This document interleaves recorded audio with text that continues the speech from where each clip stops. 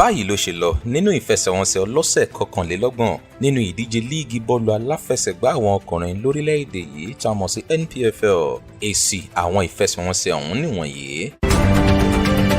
Akwa United àti MFM ta ọ̀mì tó yà kan góòlù nígbà tí Enugu Rangers borí week31 pẹ̀lú góòlù 2-1.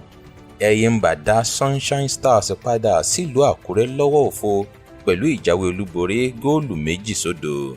Ìfẹsẹ̀wọnsẹ̀ láàrin Gombe United àti Atland bí góòlù 5 léyìí tí Gombe United fọwọ́ mú 3 nínú ẹ̀. Katsina United pò kọyà fún Niger Tornadoes, àwọn náà sì gbémú pẹ̀lú góòlù 2-0. Kwara United fìrùfọ́nà lìnà Makurdi tí wọ́n sì ṣubú pẹ̀lú góòlù 3-1.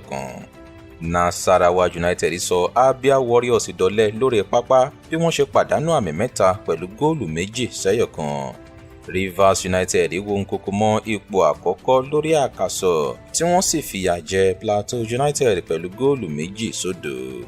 Nígbà tí Shooting Stars wá látẹ̀yìn láti já àmì kan gbà lọ́wọ́ Remo Stars nínú ìfẹsẹ̀wọnsẹ̀ eléyìí tó parí sí ọ̀mì góòlù kọ̀ọ̀kan. Lápapọ̀ nínú ìfẹsẹ̀wọnsẹ̀ 9, góòlù 23 ni ó wáyé nínú ìfẹsẹ̀wọnsẹ̀ ọlọ́sẹ̀ kọkànlélọ́gbọ̀n nínú ìdíje NPFL.